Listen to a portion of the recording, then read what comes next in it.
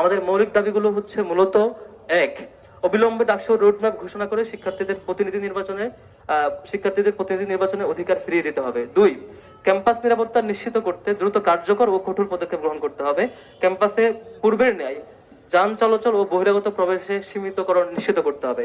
তিন, অবিলম্বে সাম্য হত্যার বিচার নিশ্চিতকরণে আনুষ্ঠানিক কার্যকর উদ্যোগ গ্রহণ করতে হবে। ছাত্র জনতার গণ অভ্যুত্থান পরবর্তী বিশ্ববিদ্যালয় প্রশাসনের কাছে আমাদের প্রত্যাশা ছিল আরো অংশীদারিত্বমূলক, জবাবদিহিমূলক, কার্যকরী ও নিরাপদ ক্যাম্পাস বিনির্মাণ করা। শিক্ষার্থীদের দীর্ঘদিনের দাবি নিরাপদ ক্যাম্পাস, ছাত্র সংসদ নির্বাচন সহ মৌলিক দাবি সমূহ পূরণ করে ক্যাম্পাসে সুন্দর পরিবেশ পুনর্নির্মাণ করা এবং পুনর্নির্মাণ করা।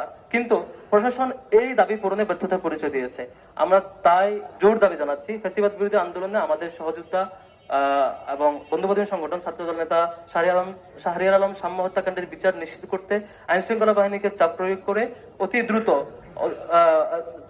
বিচার নিশ্চিত করা এবং রহস্য উন্মোচন করুন এবং অতি দ্রুত সময়ের মধ্যে ডাকসু নির্বাচন কমিশন গঠন করে ডাকসু নির্বাচনের তফসিল ঘোষণা করুন এবং একটি শিক্ষার্থী বান্ধব ও নিরাপদ ক্যাম্পাস বিনির্মাণে কার্যকর উদ্যোগ গ্রহণ করুন।